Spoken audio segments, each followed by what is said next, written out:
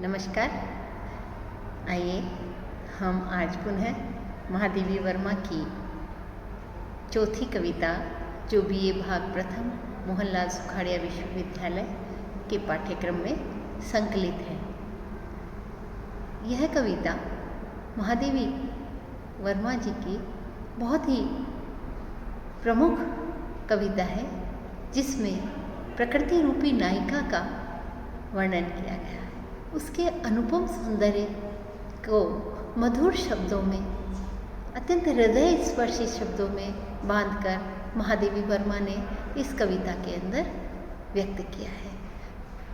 हम जानते हैं कि छायावाद का मूल स्वर प्रकृति का वर्णन है और प्रकृति में मानवीयकरण करना यह छायावाद की प्रमुख विशेषता है।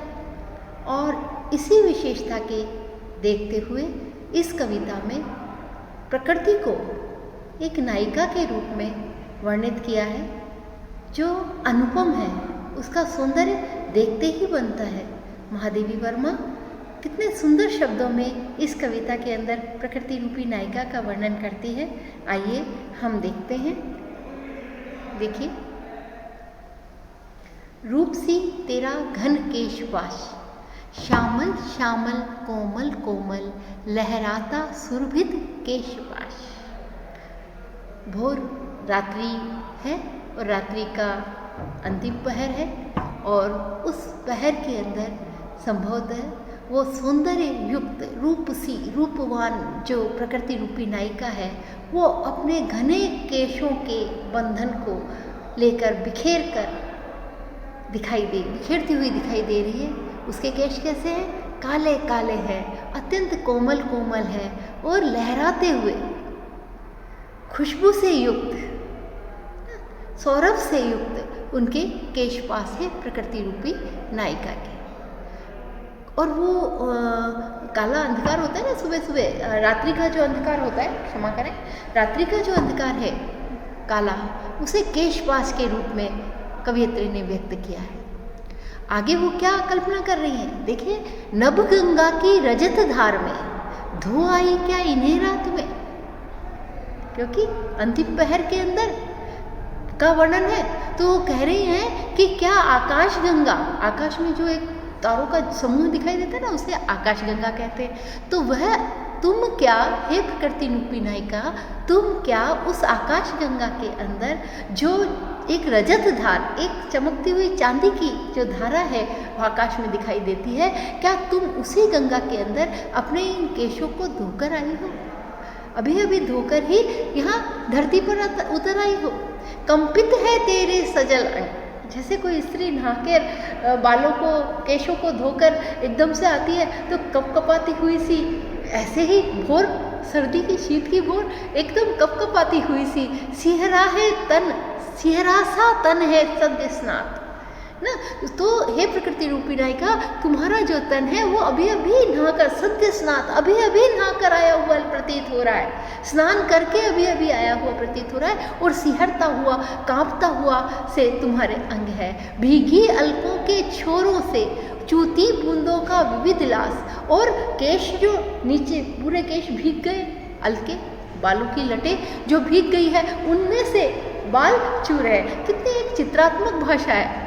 हम भी अपने आसपास के एरिया में जब किसी स्त्री को नहाकर सिर, बालों को धो के, केशों को भिगो के और आते देखते तो उसके केशों में से एक पानी की बूंदें नीचे गिरती हुई दिखाई देती है। बड़ा सुंदर दृश्य होता है। वैसा ही मनोचित्रात्मक दृश्य प्रकृति रूपी नायिका का महादेवी वर्मा ने यहाँ व्यक्त किया है। देखो, क्या आप इनको विविध प्रकार की विलास करते हुए, विविध प्रकार की कीड़ा करती हुई वो बूंदे जो दिखाई दे रही है। हे रूप सी इस नायिका, तुम्हारा ये घना केश पास अनुपम सौंदर्य लिए हुए है, बहुत ही सुंदर है। देखिए, यहाँ सिहरा सा तन है ना, यहाँ उपमा अलंकार है ना, सिहरा हुआ सा तन है, वो बिल्कुल वैसा ही है। और अलकों से बूंदों का विलास करना है ना, बूंदों का एक प्रकार से चित्रात्मक भाषा।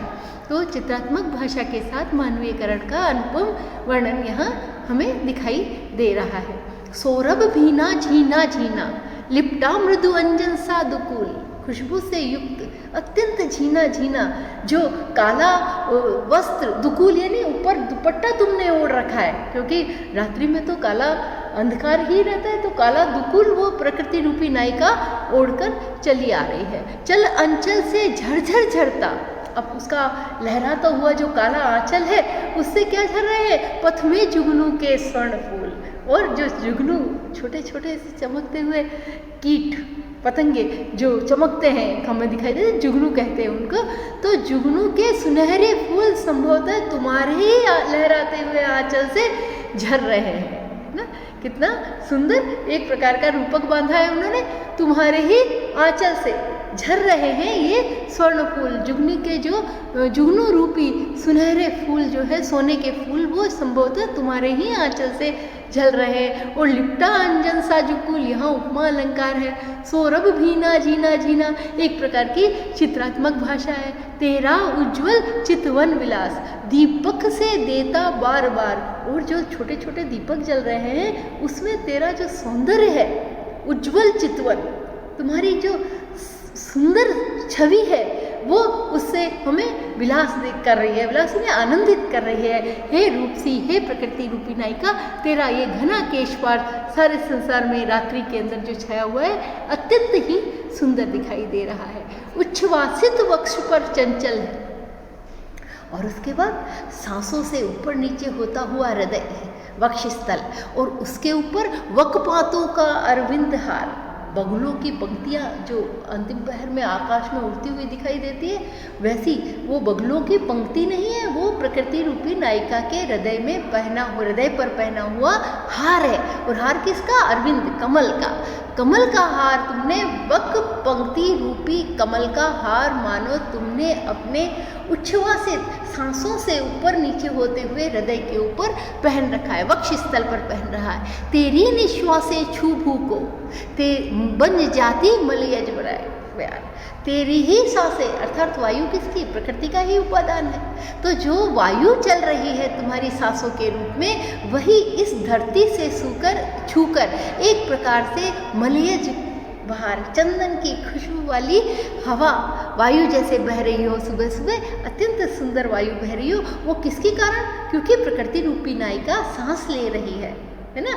तो पूरा का पूरा मानवीयकरण, क्योंकि नायिका की जो सांस लेने की जो गति है, जिससे वो उसका वक्षस्थल ऊपर नीचे होता हुआ और उसके ऊपर कमल की बगलों की पंक्ति रूपी जो हार पहन रखा है, वो सुंदर दिखाई दे रहा है। की रव के नूपुर ध्वनि सुन, के की रव है ना, सुबह सुबह मोर बोलते हैं केकी है ना, तो वो जो बोलती है प्याको प्याको, प्यास है ना, तो संभवतः इसकी नूपुर वो कैसी है? नूपुर रूपी नूपुर है ना, केकी रो नूपी जो मानो उसकी पायल की ध्वनि है, उससे सारा संसार की जो मूक प्यास है वो जग जाती है। जगती जगती की मूक प्यास, कौन सा अलंकार? जगती जगती है ना, तो जागृत होती है।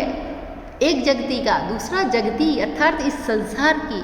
तो यहाँ यमक का सौंदर्य है, तो जागृत हो जाती है इस संसार की, जो रात में जो शांत हो जाती है प्यास, वापस सुबह वह जागृत हो। जैसे ही नूपुर की ध्वनि सुनती है, जैसे ही केकी रो यानी जैसे ही केकी बोलती है प्याको प्याको, प्यास लगी, तो संभवतः, मेरा मतलब प्यास लगी नहीं है, ऐसी ध्वनि निकलती है। तो उस ध्वनि की जो ध्वनि सुनकर, पायल की ध्वनि सुनकर इस संसार की भी प्यास, क्योंकि भोर होते ही मानो सारे संसार की प्यास जग जाती है, सब व्याकुल हो जाते हैं, दिन भर से अपने कर्म में लग जाते हैं और अपनी भूख प्यास मिटाने में लग जाते हैं। तो जगती जगती की मूक प्यास के रूप सी तेरा घन केशपास, हे रूपवती स्त्री, हे सौंदर्य नायिका, प्रकृति रूपी नायिका, तेरा घना केशपास इस सारे संसार में छाया हुआ है। इन स्निग्ध ललटों से छा दे तन, तुम अपनी इन अत्यंत तरल और स्निग्ध, नहीं पकड़ में आने वाली चिकनी जो लटे हैं, उससे सारे संसार को छा दे। पुलकित अंकों से भर विलास है ना, अपने विलास विशाल भर विशाल पुलकित अंकों से, अपने विशाल पुलकित अंकों से इस संसार को अपनी बाहों में ले ले। और क्या कर, कैसा है संसार? देखो आगे बहुत सुंदर रूपक है। झुक स्मित शीतल चुंबन से, अंकित कर इसका मृदुल भाल। किसका? दुल्हा देना, बहला देना, यह तेरा शिशु जग है उदास। यह शिशु रूपी जो संसार है तेरा, प्रकृति रूपी नायिका का ही शिशु है ये संसार जो, तो यह शिशु रूपी जो संसार है तेरा, यह अत्यंत उदास है। इसीलिए तू झुककर उसके मस्तक पर, भाल पर अपना चुंबन देना। एक माँ अपने बेटे के सिर पर जब चुंबन देती है तो एक बालक जो है वो स्वतः ही एकदम उल्लासित हो जाता है, माँ के स्पर्श से प्रसन्न हो जाता है। संभवतः यही रूपक यहाँ है।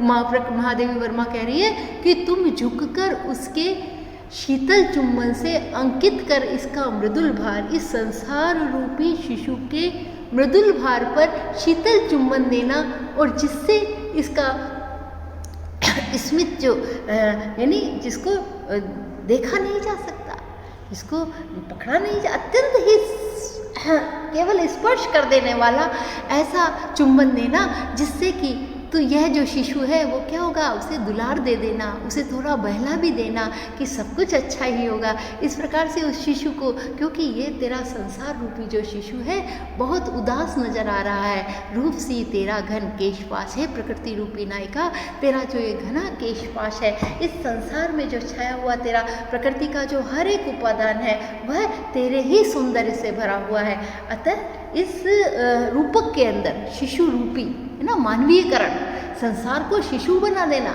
और प्रकृति रूपी नायिका को माँ बनाकर उसके दुलार करवाना, ये एक महादेवी वर्मा की अनुपम जो है रूपक का रूप हमें यहाँ दिखाई दे रहा है। और चित्रात्मक भाषा, एक चित्र सा आंखों के अंदर उभर जाता है इन पंक्तियों को पढ़ने के पश्चात। बहुत ही सुंदर वर्णन इस कविता के अंदर किया गया है। जिस प्रकार का उन्होंने मानवीकरण वर्णन किया, वैसे ही उनकी जो है स्मित भाषा भी है, बहुत सुंदर, एकदम फिसलने वाली, जिसको हम पकड़ नहीं सकते भाषा को। एक के बाद एक कितना सुंदर वर्णन उन्होंने एक नायिका का किया है, प्रकृति रूपी नायिका का, और अनुपम मानवीयकरण इन पंक्तियों में हमें दिखाई देता है। धन्यवाद।